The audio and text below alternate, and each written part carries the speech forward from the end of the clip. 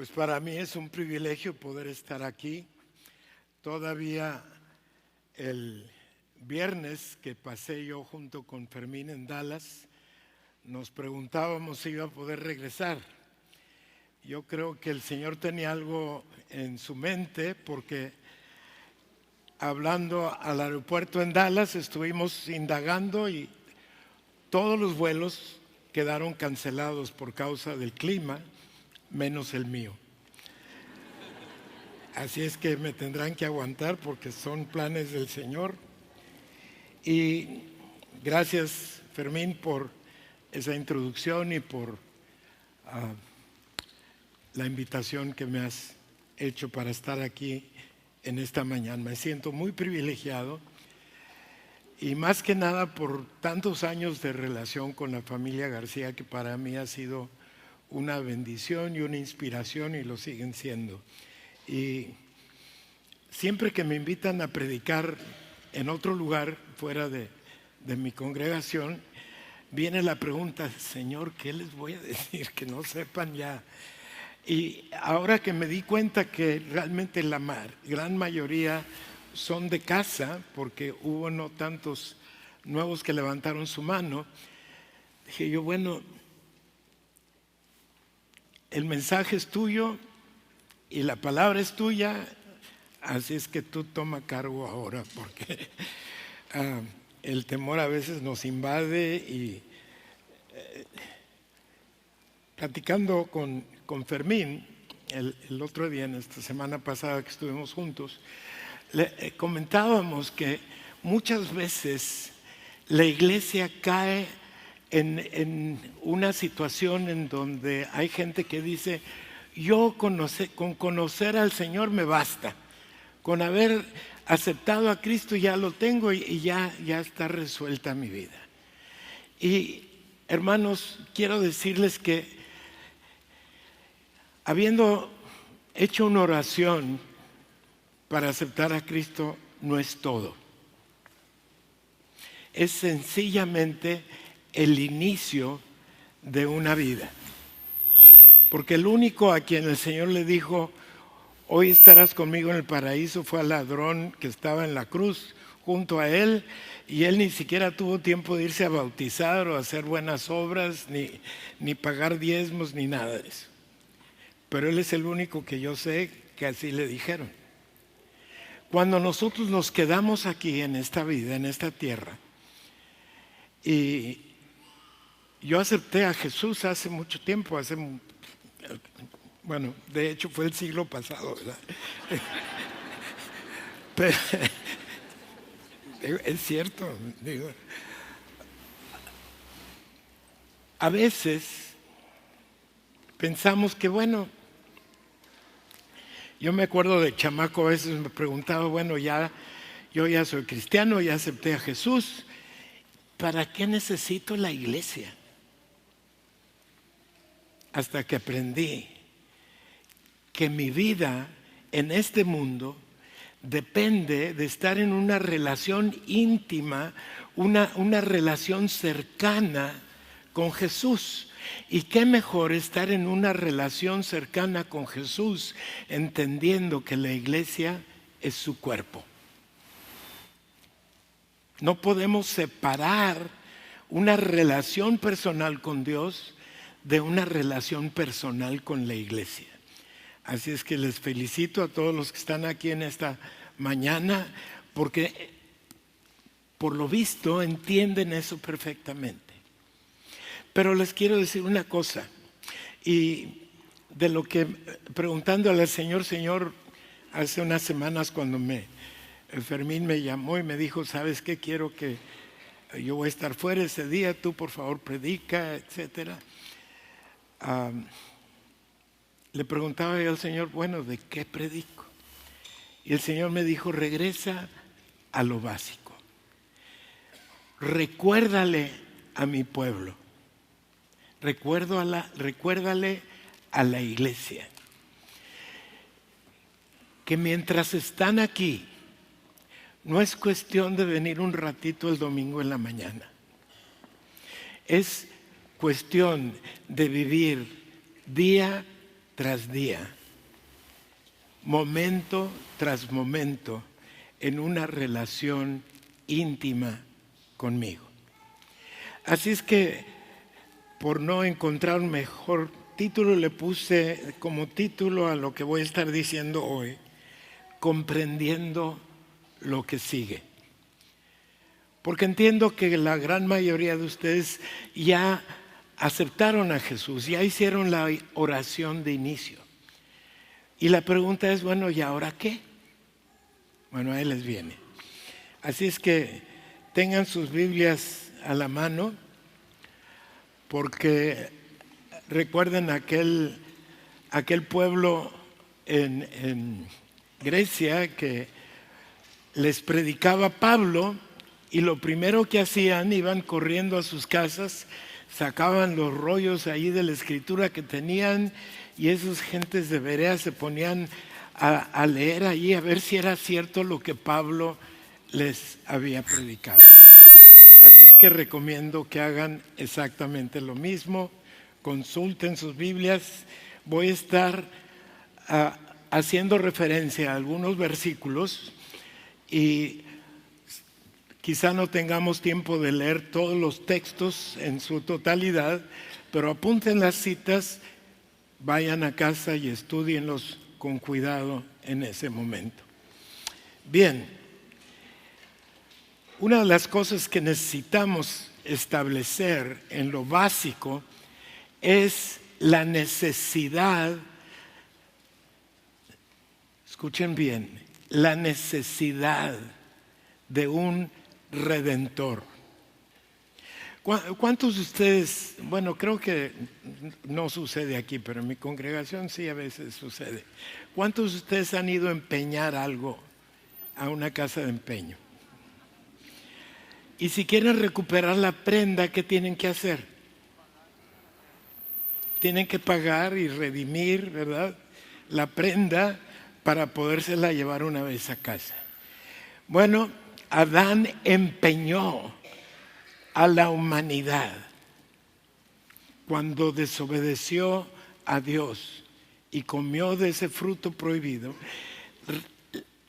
Literalmente le entregó a Satanás a toda la humanidad, y no solamente Adán y Eva, sino toda su descendencia quedó ahí empeñada, y se requería alguien que fuera a redimir esa prenda, que hiciera el pago.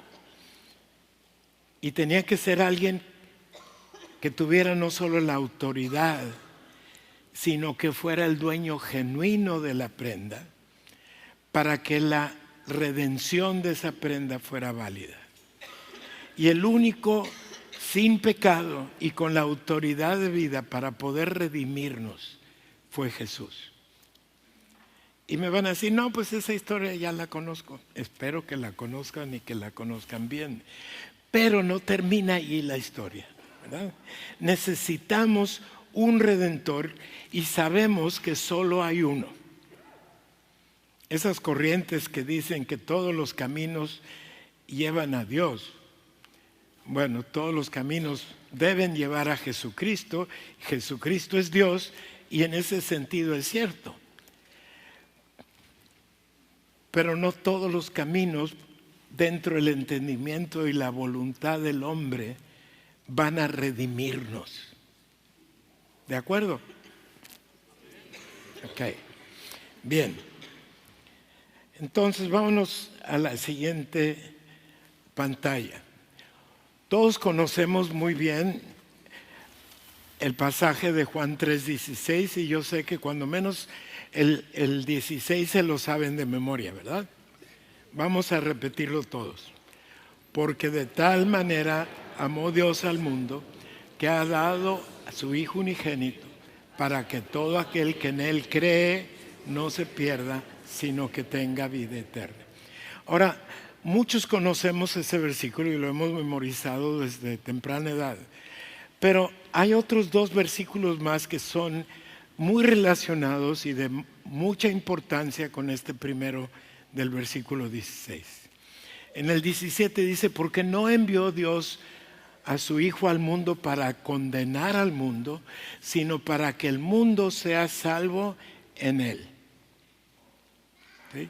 Y luego sigue diciendo en el versículo 18 algo que es muy importante que captemos y entendamos. Sigue diciendo, el que cree no es condenado, pero el que no cree ya es condenado porque no ha creído en el nombre del unigénito Hijo de Dios. Entonces, lo que hace válida la redención es creer. Fíjense muy bien lo que voy a decir y espero que no se malinterprete. Es creer lo que hizo Jesús por ti y por mí. ¿De acuerdo? Entonces, el pago de la redención se hace efectivo en el momento que creemos. Y esa es la condicionante, ese es el parteaguas.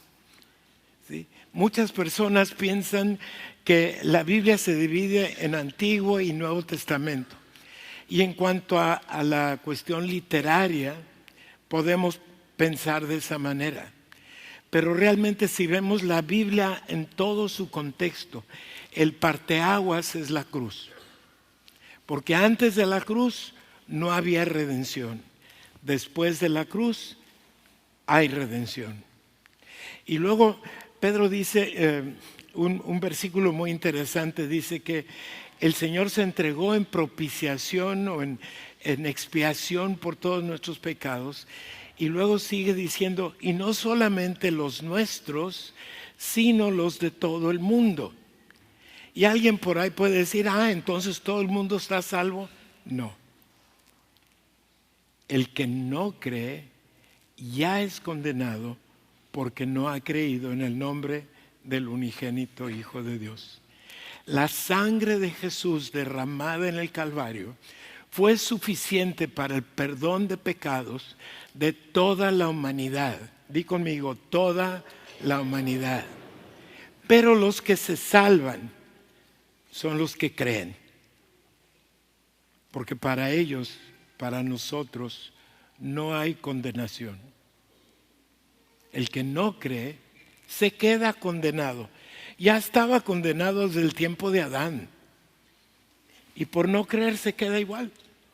Se queda en un estado de condenación, de muerte y de pecado. Pero los que hemos creído, entramos en esta relación con Dios de redención, de ser redimidos. Ya fuimos trasladados del reino de las tinieblas al reino de su luz admirable. ¿Lo crees? ¿Lo crees en verdad? ¿En qué reino estás entonces? En el reino de luz, en el reino de Dios, en el reino de Jesucristo. Ya no estamos en el otro reino. Ya no estamos bajo la autoridad de aquel en donde estábamos antes. ¿De acuerdo? Ahora estamos en otro reino, en otra posición, en otra identidad. Ya no somos hijos de tinieblas, somos hijos de luz. Y vamos a tratar de analizar qué consecuencias tiene eso. La siguiente transparencia nos muestra otro pasaje en el capítulo 3 de Romanos y 1 de Santiago. ¿Cómo era antes? Cuando Pablo se comienza a analizar la humanidad, dice que el Señor le inspira diciendo, no hay un solo justo. O sea, nadie en el mundo, en condiciones del mundo, en su relación natural, es salvo porque no ha aprovechado la redención. Es como si la prenda se quedara en la casa de empeño. ¿Sí? Y dice, no hay quien busque a Dios, no hay quien entienda. O sea, ¿necesita el mundo un redentor? Claro que sí. Pero no todo el mundo va a responder, no entienden, no quieren. Su entendimiento está cegado. muchos son obstinados y aunque oigan la palabra, la rechazan. Entonces, el resultado en las vidas de estas personas es lo que describe Santiago, una cosa que se llama concupiscencia, o sea, el apetito desmedido, desnatural en un individuo que lo lleva a ser atraído y seducido por el pecado, concibe el pecado, lo lleva a cabo y el pecado produce muerte, una muerte espiritual. Y todos han de recordar lo que Pablo en otro pasaje dice, que somos espíritu, alma y cuerpo, ¿de acuerdo? Di conmigo, espíritu, alma y cuerpo. El alma la podemos hacer semejante a nuestra mente, es lo que nos comunica con nosotros mismos. El cuerpo pues nos comunica con el medio ambiente, pero el espíritu tiene la función principal de comunicarnos con Dios. Bueno, cuando Adán y Eva pecaron, esa comunicación íntima, personal con Dios se vio interrumpida. Porque dice la palabra que el espíritu muere a causa del pecado. Entra el pecado, entra la muerte espiritual, se desconecta el individuo de Dios y no hay de Dios más que un entendimiento vago de lo que oye o de lo que ve en la naturaleza. Entonces el espíritu tiene que nacer de nuevo. De eso hablaba el Señor Jesús con Nicodemo. ¿Para qué? Para que vuelva a haber esa comunión y esa conexión personal con Dios, de manera que podamos estar no solamente un rato el domingo en la mañana platicando con Él y escuchándolo, sino que Dios viva en ti. El domingo, el lunes, el martes, el miércoles, etcétera, toda la semana, aún estando dormido, el Señor está contigo. ¿No es algo extraordinario? Decía Pablo en otro lugar, ya no vivo yo, sino Cristo vive en mí. ¡Wow! Entonces, tenemos que entender que esta situación de antes ya no opera en nosotros como creyentes. ¿Sí? Porque nosotros sí hemos buscado, sí hemos encontrado, sí hemos entendido y sí ha vuelto a nacer nuestro espíritu. Amén. Entonces, vamos a la siguiente. La siguiente nos explica un poquito más. En Romanos 5, 14 y 21 nos habla de que la muerte reina a causa del pecado, o sea, la muerte espiritual en la gente que vive en pecado, que no han sido redimidos. La muerte espiritual opera en ellos y los mantiene desconectados con Dios. Y esa desconexión provoca que la gente viva teniéndole miedo a la muerte.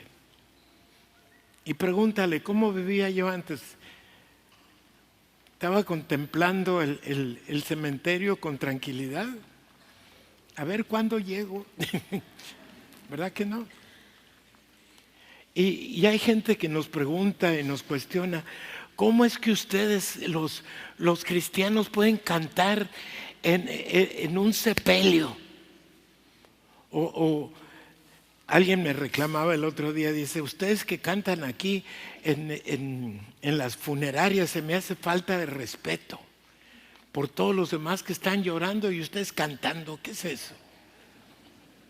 Pues porque cantamos, porque estamos alegres de que esa persona ya no está sufriendo, ya no está aquí, ya no tiene que batallar con la vida diaria, ya está con el Señor. ¿Y a poco no es motivo de cantar y de gozarnos? Aleluya, claro que sí. Entonces, es algo diferente. La muerte ya no le tenemos miedo, ya no hay dudas de lo que va a suceder de aquí en adelante. Hace unas semanas me invitaron a un lugar y todavía sigo preguntándome qué andaba haciendo de ahí. Y el tema del panel que nos invitaron a exponer nuestras ideas no era un debate, simplemente expongan sus conceptos. Y el tema a comentar era, ¿qué pasa después de la muerte?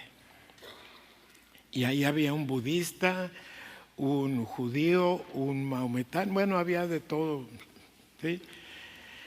El budista nunca aterrizó, yo nunca sé por fin qué es lo que piensan que sucede después. El judío, en vez de hablar del judaísmo, habló de la Kabbalah. Y así cada uno anduvo diciendo sus conceptos y decía yo, bueno, Señor.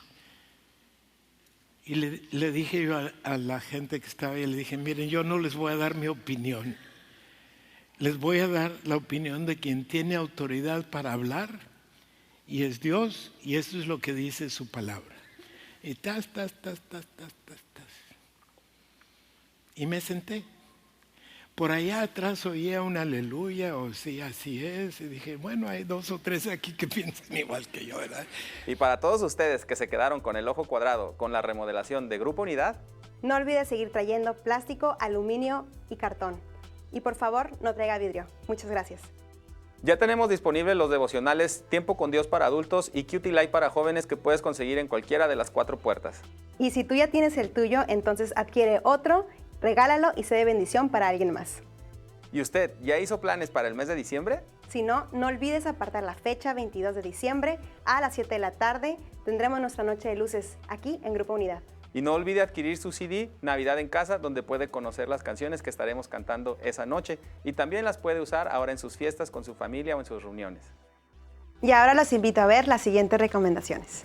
La recomendación de esta semana es el libro Buenos días, Señor, escrito por nuestro pastor Fermín García. Adquiérelo hoy en nuestra librería. Esta Navidad, regale el disco de Joseph Espinosa y sé de bendición para alguien más.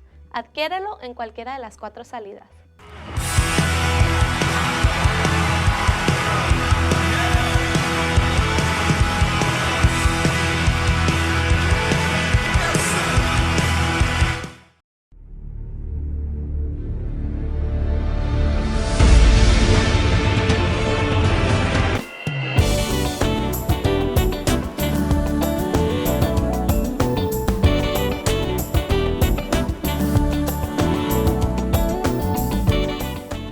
Navidad en Casa, adquiérelo en cualquiera de las 4 salidas. Y les comunicamos que el próximo miércoles 25 de diciembre y el miércoles 1 de enero del 2014 no habrá comunidad en crecimiento. Así que conviva y disfrute del recalentado con su familia. Y si usted desea estar en contacto con el pastor Fermín García, puede visitar su página de Facebook, la cual aparecerá en pantalla, donde puede encontrar los 60 minutos más importantes de su día y muchas reflexiones más.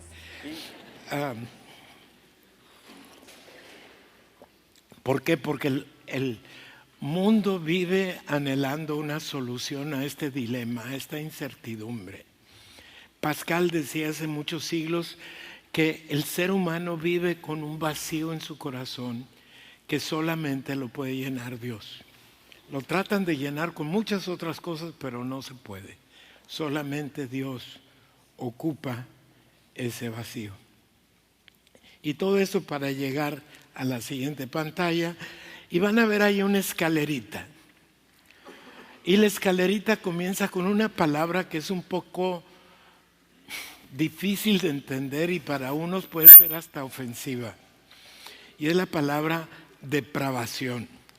Depravación sencillamente quiere decir una vida sin Dios. Y si utilizamos la palabra para decir, uy, ese es un depravado. Bueno, tendrán razón de decir eso, ¿verdad? Porque lo aplican a personas perversas, gente que hace cosas muy malas, entre comillas. Pero la realidad es que tú puedes ser muy bueno, el más amable, el más tranquilo, el más cortés, pero sin Dios, agárrate. Sin Dios eres un depravado. Estás desprovisto de la presencia de Dios en tu vida. Y aquí nada más tenemos de dónde escoger. O estás con Dios o estás contra Él. Sabrás cuál te conviene, ¿verdad? Entonces, ese estado de depravación es en donde vive toda la humanidad que no ha entendido. ¿Sí? Y es importante saber que hay una solución y estar convencidos de que hemos encontrado esa solución. ¿Por qué? Porque todos vivimos con un pecado inherente. O sea, la tendencia, la concupiscencia que heredamos de Adán está allí. Y si eres muy excepcional y nunca has pecado, o sea, nunca has hecho algo que va en contra de la sociedad, por decir así, si nunca has hecho eso, de todos modos el pecado inherente que recibiste como herencia de Adán, allí está. Y eso es un obstáculo para que tu espíritu vuelva a nacer. Y por lo tanto te quedas en un estado de depravación, a menos que encuentres la solución. Y la solución es como está flecha, que no se ve muy claramente, pero la solución es necesaria y única. Y como creyentes sabemos que hay una sola y que es Cristo Jesús. Amén. ¿La conoces? ¿Es tuya? Dale un aplauso al Señor.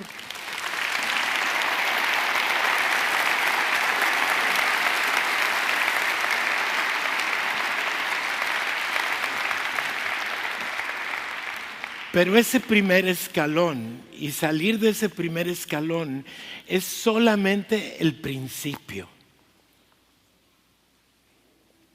Solamente el principio. Más allá de en una forma intelectual, con tu mente, haber decidido entrar en esa relación, es solamente el principio. Porque lo que sigue, la consecuencia natural de una entrega genuina a Jesucristo, es que no te vas a quedar igual. ¿De acuerdo? Viene a consecuencia de una relación con Jesús, una transformación de vida, una transformación que da evidencia de tu sinceridad en la entrega. Una evidencia de que no fue nada más algo mental o emocional, sino que algo espiritual ha sucedido en ti.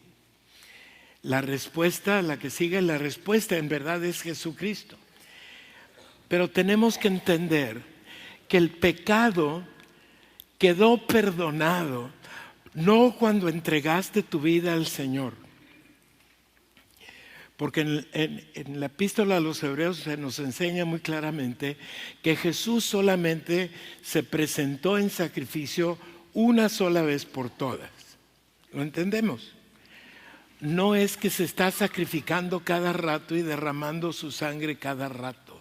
Ya lo hizo una sola vez en expiación por el pecado de la humanidad y fue efectiva, totalmente efectiva. Ahora, insisto, no por haber sido efectivo el sacrificio de Jesús se aplica a toda la humanidad, porque la humanidad tiene que responder creyendo.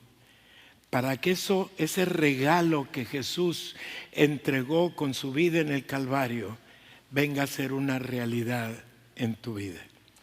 Porque necesitas creer, como nos dice Romanos 3:18, el que cree no es condenado, pero necesita intervenir eso que te toca a ti, el creer. Y no es una buena obra, entre comillas, es simplemente una decisión de tu parte, creo. Y cuando creemos, les aseguro, yo todavía no acabo de entender todas las implicaciones.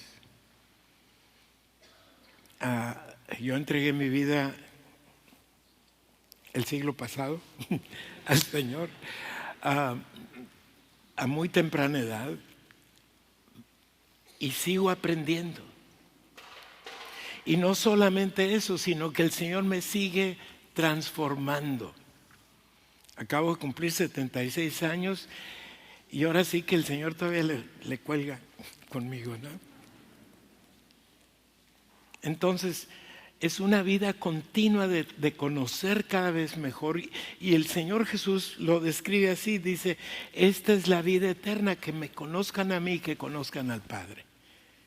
Y ni tú ni yo acabamos de conocerle todavía, pero ya entramos en vida eterna, porque ya comenzamos a conocerle. Ya es nuestro. Y espero que nosotros todos aquí seamos de Él. Cuando Él, estando en la cruz, declara, consumado es, fue precisamente eso. La tarea que comenzó desde la planeación antes de la fundación del mundo hasta el Calvario, allí quedó consumada, completa, no le faltó nada. Cuando Él dice consumado es, fue precisamente eso, quedó consumada, quedó terminada, no le falta nada ni le podemos agregar. Allí quedó completa su tarea y podemos recibir la abundancia de la gracia y el don de su justicia. Amén. El pecado, y podemos ver ahí, quedó, lo podemos definir como un resultado del orgullo natural de la humanidad, heredado de Adán, y que lleva a pretender vivir independientes de Dios. Yo te quiero decir esto, tú llevas a Jesús en tu corazón, desde que ya lo tienes aquí, y cuando sales por esas puertas, Él va contigo. Él promete que jamás nos va a abandonar. Amén. Así es que a donde vayas, a la hora que sea, el día que sea, Él está contigo. Decláralo conmigo, Él está conmigo. ¿Lo crees? ¿Lo crees? ¿Estoy hablando verdad o no? Amén. ¿Por qué? Porque lo dice la palabra. Porque el pecado y la muerte conllevan juicio y condenación. No hay atenuantes, no hay cosa que pueda disminuir la sentencia. No podemos imaginarnos que por nuestro esfuerzo o nuestras buenas obras vamos a quitar la consecuencia del pecado en nuestra vida. Eso solamente lo hace el Señor. La que sigue nos explica un poquito más a Pablo en términos muy interesantes, ahí en el capítulo 5 de Romanos. La que sigue, por favor, nos dice: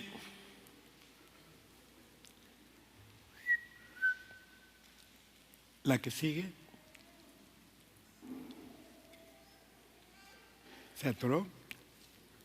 Bueno, lo que dice en todo el capítulo 5 de Romanos es que por un hombre, Adán, entró el pecado a toda la humanidad. Amén.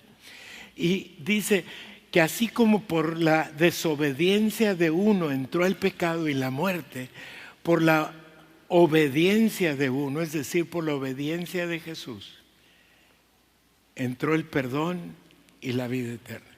Amén. Fuimos justificados. No había otra posibilidad. El parteaguas, entonces, como decía, es la cruz, cuando Jesús derrama su sangre. Y es antes de la cruz y después de la cruz. Y gracias a Dios que estamos ahora en el siglo XXI, después de la cruz, y pudiendo saber con toda seguridad que el pago de nuestra redención ya fue hecho y fue completo. ¿No ha podido pasar a la siguiente pantalla? Ok, ahí está. Bueno, de eso hablé hace rato. La que sigue. En el capítulo 6 de Romanos dice, consideraos muertos al pecado y vivos para Dios. ¿Cuánto puede pecar un muerto? A menos que se te olvide que estás muerto al pecado, vas a pecar. Pero si está en tu conciencia que estás muerto al pecado y vivo para Dios, si alguien ha sido separado para Dios, va a hacer cosas que sean nada más para Dios. Amén. No va a hacer otra cosa. Entonces, un versículo que debe ser parte integral de tu vida. Gálatas 2:20. Con Cristo, repítelo conmigo, con Cristo estoy juntamente crucificado y ya no vivo yo, sino que Cristo vive en mí, y lo que ahora vivo en la carne, lo vivo en la fe del Hijo de Dios que me amó y se entregó a sí mismo por mí. ¿Es una realidad en tu vida? ¿Es una realidad en tu vida? Más vale que lo sea, porque un muerto no peca. Si tú ya estás crucificado, ya estás... Ahí llegas. Ya no vives tú, es Cristo el que vive en ti, y Cristo jamás pecó antes ni va a pecar hoy ni mañana. Cristo vive en ti, déjalo vivir en ti, que sea una realidad, ¿sí? Y Colosenses 3:3 es un versículo muy interesante. Dice que cuando Cristo se manifieste en gloria, nosotros también vamos a ser manifestados con Él. Y muchas veces lo interpretan como algo que va a suceder en los últimos tiempos. Pero a mí me gusta aplicarlo para algo que puede aplicarse para hoy. Cristo manifestándose en su gloria en ti, ¿sí? Va a permitir que su gloria sea evidente en tu vida. En la pantalla que sigue, hago un análisis rápido de 1 Juan 1:9. Yo sé que algunos están pensando, es que yo cada vez que pego tengo que confesarle a Dios mi pecado. Y están en la idea de la confesión auricular y todo lo que eso conlleva, que te tienes que ir a un cuartito a platicar con alguien. No se trata de eso. Confesar es simplemente estar de acuerdo con Dios, es decirle, la regué con Dios y acepto. Y quiero que no me estoy confesando para recibir el perdón ya lo tengo. Recibo el perdón, recibo el concepto de ser perdonado, para que yo me pueda arrepentir, que quiere decir un cambio de vida. ¿Amén? El que recién llega al conocimiento de Jesús sí tiene que confesar y hacer la oración de confesión y comenzar el camino de caminar. Pero el creyente, cuando confesamos, es porque estamos de acuerdo con Dios y nos vamos a arrepentir. La que sigue, seguimos con la escalerita, ¿sí? Entonces, estando de acuerdo con Dios, la fe, creer en la obra completa de Jesús en la cruz, abre la puerta y entonces podemos seguir adelante. No nos atoramos en el primer paso, seguimos adelante. La que sigue, dice, ser justificado quiere decir haber sido perdonado porque Jesús ya pagó el precio. Dime, ¿ya pagó el precio Jesús por ti? ¿Estás seguro? Sí. Más te vale. Eso es lo básico. Entonces la persona que hace suyo este regalo queda libre de culpa, y ese se llama justificación. O sea, Cristo vino a tomar la culpa nuestra, la lleva a Él en la cruz, y eso produce en mí su justicia. ¿Sí? ¿Cuándo? En la cruz. No cuando te entregaste, Él ya lo había hecho. Simplemente recibes el beneficio por medio de la fe. Y por eso dice la palabra, el justo por la fe vivirá. Entonces, la pantallita que sigue, está el tercer escalón, ¿verdad? Esa justificación, y que puede ser inmediata, pero tienes que estar consciente de lo que está pasando en ti. No por haber rezado una oración de confesión ya la hiciste. Tienes que entender, tiene que llegar a tu corazón, a tu entendimiento, algo que ya no es emocional ni mental, es una experiencia espiritual. Y eso se llama justificación, que es entrar en la gracia. Ahora, la que sigue, tenemos que entender que entrar en la gracia o ser justificados no es una licencia para seguir pecando, ¿sí? Es un cambio de tu vida. Porque cuando entendemos el precio que Él pagó, no podemos más que arrepentirnos y estar agradecidos y vivir agradecidos todos los días. Y eso va a provocar en nosotros una conciencia de la presencia transformadora del Espíritu Santo en nuestra vida. Entonces ya no es tanto lo que hacemos o dejamos de hacer, es lo que creemos. ¿Qué impacto tiene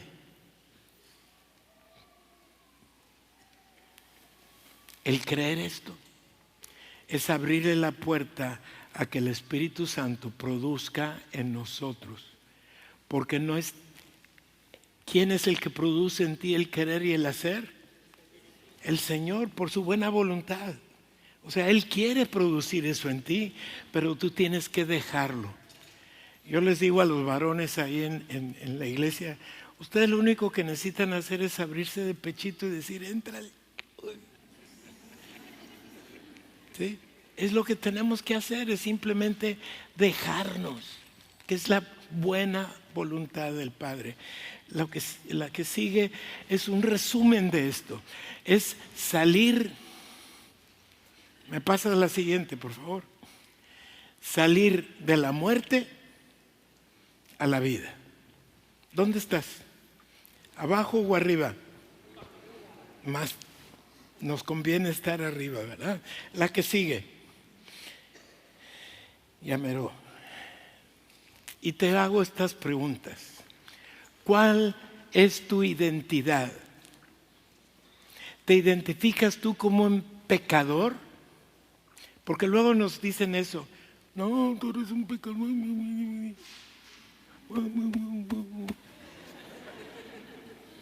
No eres un pecador, es un santo que a veces peca. Pero has sido santificado en la sangre de Jesús. ¿Qué más quieres? Nada más no se te olvide. Acuérdate que estás muerto al pecado y vivo para Dios. Vívelo, considérate muerto. Y no me estoy hablando de los zombies, esa es otra cosa. Estoy hablando de que entiendas que esa naturaleza vieja ya fue crucificada en la cruz. Que solamente cuando crees la mentira del enemigo que puedes seguir igual que antes, vas a seguir igual que antes. Pero tu identidad es que eres aceptado, eres perdonado, eres santificado. Jesús se quiere manifestar en ti. Él quiere ser tu vida. Él quiere saber que cuando tú repites, ya no vivo yo, sino Cristo vive en mí, es una realidad en tu vida. Porque ahora perteneces a Jesús. Ya no eres del otro. Y la Biblia nos dice que somos arrancados del árbol de Adán e injertados en el árbol de la vida, que es Jesús. Ese es nuestro destino. Esa es nuestra identidad. Somos aceptados, somos redimidos, somos integrados a la familia de Dios. Esa es tu identidad, esa es mi identidad, esa es la identidad del creyente. Y hay un versículo muy interesante en 2 Corintios 3:18 que dice que contemplando la gloria de Jesús como si fuera a través de un espejo, somos transformados a su misma imagen, a la imagen de Jesús. Y dice de gloria en gloria. ¿Por quién? Por el mismo Espíritu. El mismo Espíritu que levantó a Jesús de entre los muertos y que opera en ti, ahora está transformando tu vida. Y entonces las cosas del mundo, las cosas terrenales, dejan de tener una relación contigo porque tú estás muerto al pecado y vivo para Dios. Y hay un canto muy antiguo. Pones la última pantalla. Vivir en la gracia entonces no es quedarte igual. Vivir en gracia quiere decir que ahora eres diferente. Tienes una nueva identidad. Y ese canto viejito dice, pon tus ojos en Cristo, tan lleno de gracia y amor, y lo terrenal sin valor será a la luz del glorioso Señor. Y no está aquí Efraín para cantar, así es que los que sepan, cántelo conmigo. Y dice así: pon tus ojos en Cristo, tan lleno de gracia y amor, y lo terrenal sin valor será a la luz del glorioso Señor. Fija tus ojos en Cristo, tan lleno de gracia y amor, y lo terrenal sin valor será a la luz del glorioso